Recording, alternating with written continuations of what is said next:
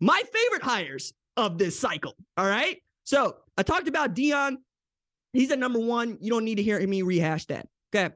Next on the list for me, Luke Fickell at Wisconsin, because that is as fit gets. Matter of fact, put that man on a wad. Workout of the day for y'all that don't CrossFit. Now, I understand if you don't, but whatever. Luke Fickell is that dude that you envision at Wisconsin. Defensive-minded, gritty, tough, want to run the ball on people, wants to be hard. That's what Madison is hard. They find a quarterback. Look out, Wisconsin's going to be right back there to challenge you for the Big Ten West. That's outstanding. I really love that for them, and I love that for the sport, especially as the Big Ten is going to get a lot bigger. I say not a lot bigger, 2 teams bigger in just 2 years' time. Outstanding for them, and not unlike Deion, a man that was making the natural leap to the next step, okay? Stepping stone to Cincinnati, it's to Wisconsin. Wisconsin's a Yankees job. People don't leave it, okay? By the way, Colorado is only a stop for Deion for a couple of years. Don't be shocked, because somebody else will come to get him. I'm telling you, he wins right away. He won't be at Colorado very long. All right, next on the list for me, right, after that dude that went 57-18 with 3 double-digit seasons and 2 conference titles before, going off to Wisconsin, being the first group of 5 team to ever make college football playoff, is Matt Rhule at Nebraska. Now, I didn't think that this hire would happen. Not because I don't think Matt Rhule is a fit, but because Matt Rhule is getting $40 million to sit on his couch, okay? But apparently, the appeal of coaching at Nebraska, I might add, was too much for this man to pass up.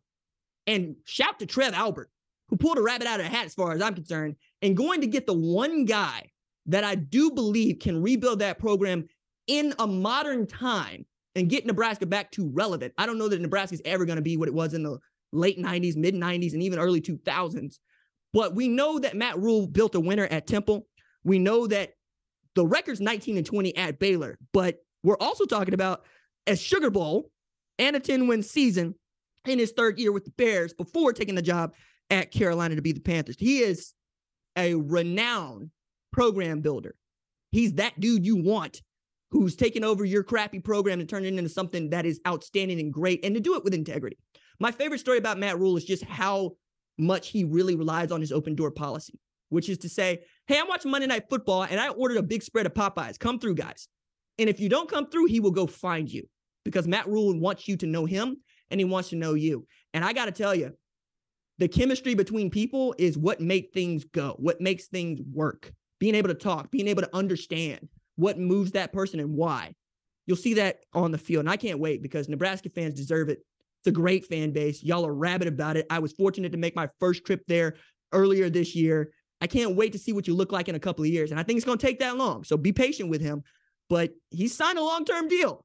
And goodness me, find a conference more stacked with head coaches outside the Big Ten. It's hard. Maybe you go to the SEC. But outside of that, it's going to be tough over there. All right.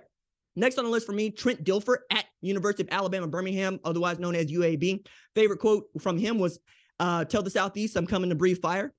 They're Dragons, they're Blazers. I love that. This is a man who took over Lipscomb Academy and turned it into a winner by hiring good people and being an outstanding quarterbacks coach. I think, not unlike Deion, you see a through line here, using his star power to recruit widely and heavily to a real football-rich program, and one that deserves every bit of its winning. It's going to be fun to watch, because dudes want to play for Trent Dilfer. It's like they want to play for Deion, because they know what he was on NFL Live. They know he's got a Super Bowl ring. They hear him and they say, that dude knows football.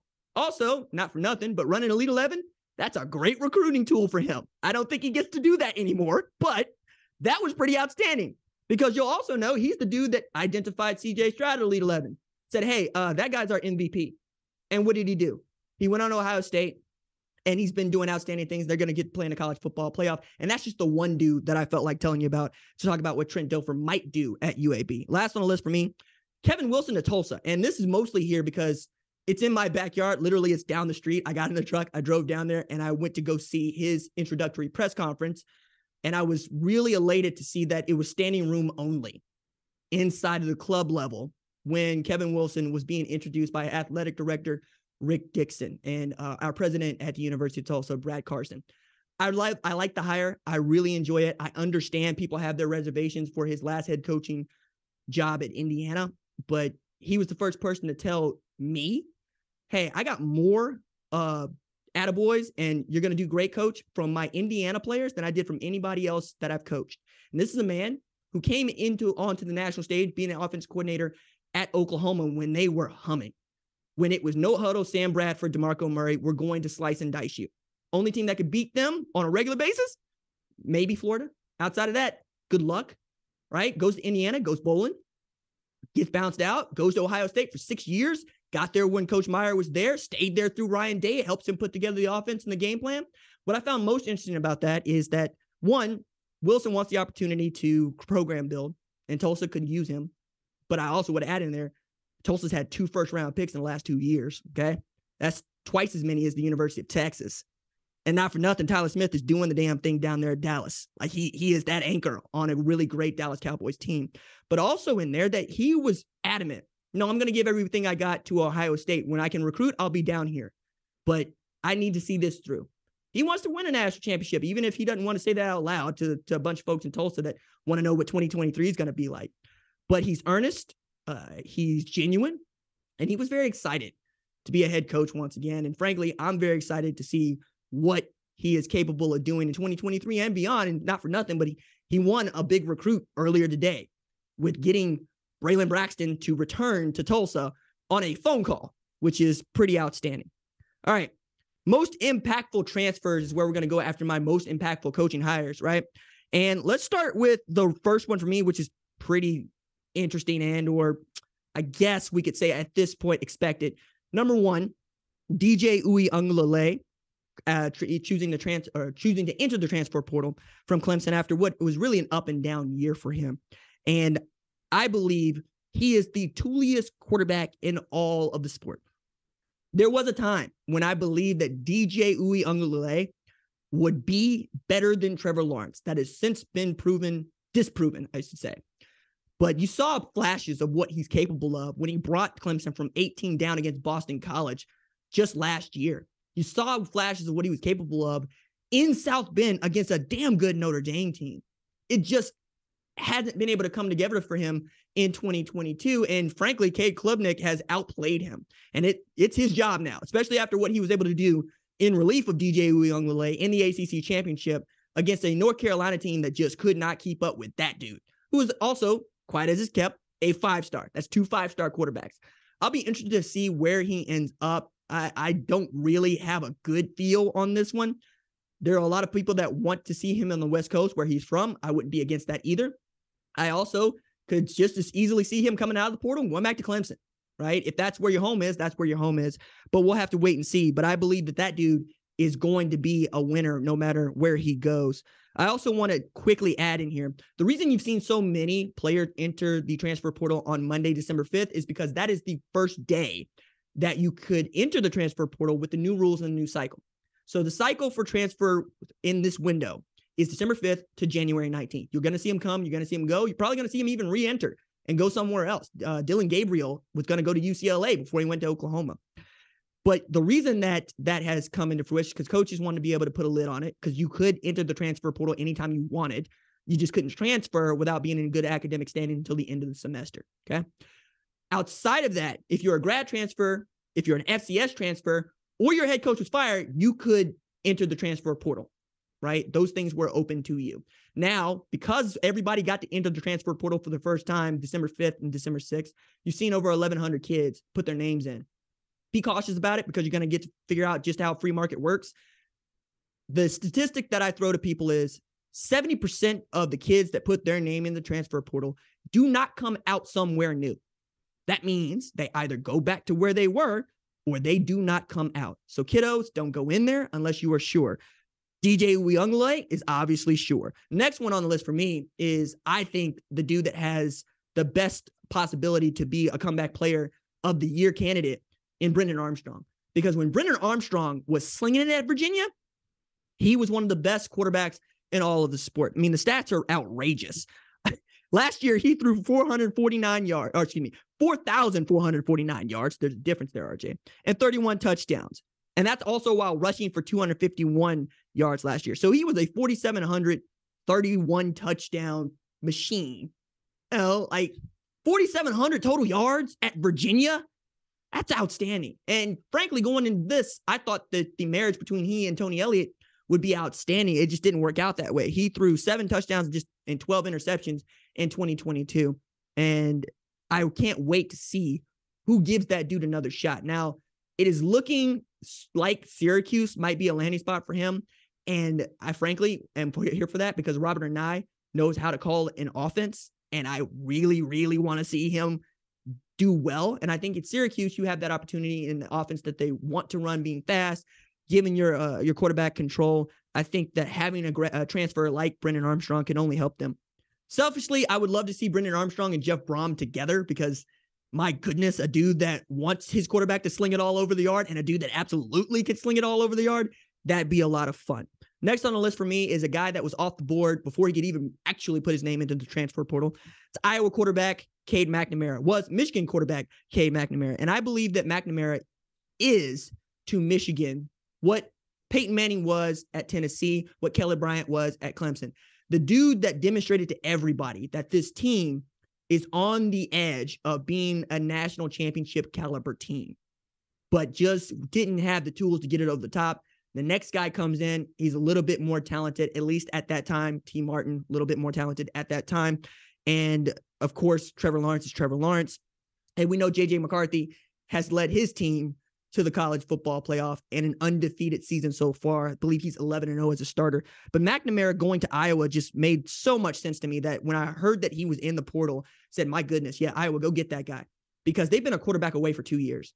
They've had a top 5 defense for 2 consecutive years. They have been outstanding on that side of the ball, but they have been anemic, putrid, awful on the offensive side of the ball. And some of that is quarterback play. I mean, myself and producer Tyler Wojak were at Ohio State, Iowa, and we could not believe seeing Alex Padilla and Spencer Petras throw back-to-back interceptions. You're not going to get that with Cade McNamara. He ain't going to throw the ball to the other team. He's going to do a bunch of checkdowns. He's going to keep you moving the sticks forward. He's going to put the offense in a good position. He's also going to put the defense in a good position because when they punt the ball, it won't be from their half of the field if he can help it. I also know that he is a natural-born leader. He's extremely confident. I enjoy talking with him when Jim Harbaugh brought him to Big Ten Media Days because he was a captain for Michigan this year, even as it felt like to most people, J.J. McCarthy should and became the starting quarterback. I'm really interested to see what, if anything, Kirk Ferentz, Brian Ferentz can do new with him. But he is a capital T tough guy, and I really, really enjoy watching him play, and I'm glad that he's found a landing spot that fits his personality and whom fit him, right? It's not going to be oil and water. It's going to be, yeah, I understand Iowa football, and I can't wait to play. Also, the reverse Jake Rudock must be set. Number 4 on the list for me, NC State quarterback Devin Leary, right? Who might be the best natural passer in the portal so far if we don't count Brennan Armstrong because 2022 wasn't so great for him. He broke Phillip Rivers' single season record for TDs with 35 in a season last year and is the best quarterback prospect in Raleigh since Russell Wilson. And I know Russell Wilson in Denver is not who I'm talking about. Russell Wilson, when he went to Wisconsin, that's who I'm talking about. Russell Wilson in Seattle, that's what I'm talking about. So I don't know this dude over there playing for Denver right now. Neither do you. We ain't never seen anything like that from Russ. But I remember Devin Leary was drawing those comparisons in 2021 before everybody decided to just dunk on Russ's head. But I'm interested, right? Because that feels like a guy that could be the difference between you being a national championship caliber team and not. And that's why he's an impactful transfer. You put Devin Leary at a place like Notre Dame, you feel real good about a top 10 Notre Dame again, right? That's how interesting and really talented that would be. But it also feels like somebody else might beat him there if he doesn't want to make up his mind, which brings me to number 5.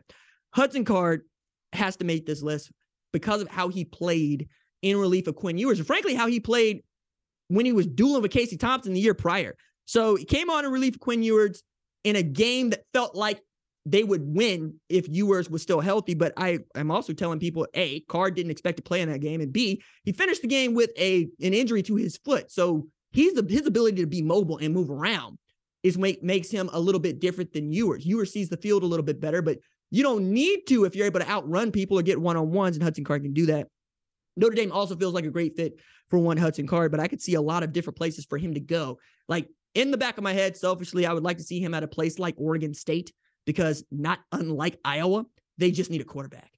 They're looking at winning 10 games this year if they win their bowl game without a quarterback. Like, they just, whoever that they can put back there is who they put back there. They look so high school. But if you put a capable quarterback on Jonathan Smith's Beavers team, that team gets to contend for a Pac-12 championship. It's that serious. I don't think he's going to be looking at Corvallis, but I'd like to throw it out there, right? Now, outside of that, some honorable mentions I want to go through quickly. Central Michigan quarterback, grad transfer, Daniel Richardson. Outstanding dude up at CMU, and also cooked Oklahoma State, at least in the second half of their game. And with Spencer Sanders entering the portal, maybe Mike Gundy wants to make a phone call to the dude that passed 5,391 yards, 43 TDs, 13 INTs at CMU. Another is Alabama running back Trey Sanders. At one point, one of the better tailbacks coming out of anybody's top 5 recruiting list. Like, honestly, just didn't go well in 2022. And we saw Jason McClellan, Roydell Williams, and of course, my goodness, some outstanding play from their tailbacks going into, well, basically Tennessee. But then, I really wanted to be able to talk about Trey Sanders being great in that Tennessee game, but it just didn't come into fruition. I guess I'm just mad about it. Virginia cornerback Fentrell Cypress, I think would be a great fit at a place like Ohio State. They seem like they need at least one other shutdown DB and one that they could stick at corner opposite a guy like Denzel Burke. I think he could be that for them. We'll see. Indiana defensive end Deshaun McCullough, who was the highest rated recruit to ever commit to Indiana, a place that doesn't really have the football tradition that you would expect. But at the time that he was there, his dad was on staff, right? It's not anymore. So JT Daniels is going for the Nick Starkel transfer portal merit badge, which basically is you're trying to get to your 4th program in your college football career. He's transferred from USC to Georgia to West Virginia, and now he's looking for that other program. But he's an outstanding guy, outstanding quarterback, and former 5-star who beat Cincinnati in a Peach Bowl and was outstanding in that game, thinking that he was going to be the guy, not Stetson Bennett. That's how good he was. And he has a national championship ring. You could do a lot better than JT Daniels being your starting quarterback. And knowing that, my goodness, Jamie Chadwell is just over there at Liberty, maybe he makes a phone call. We'll see. All right, quickly, on the way out, we have a holiday show schedule for you. So if you got a pen, take these down. Show release schedule for December is, obviously you're watching this, right? This is Wednesday. And then we'll have our mailbag on Thursday. The following week, we will have one show that is going to be our college football awards show. Some you know about, say like the Heisman or whatnot, and some you don't know about. We're going to have fun. It's going to be very involved. Been looking forward to this for a long time. And then from December 15th to December 27th, we do not have any shows for you. However, when we come back on Wednesday afternoon, December 28th, we will have our full college football playoff semifinal preview show. Looking forward to that. We're going to go on the ins and outs of both the Peach Bowl and the Fiesta Bowl. And then Saturday, December 31st, following the second of our doubleheader in the college football playoffs, we will have a live show right here on the #1 college football show for you to consume, for you to throw popcorn at, for you to let me at. Please show up, have a good time. I enjoy those shows as much as you do.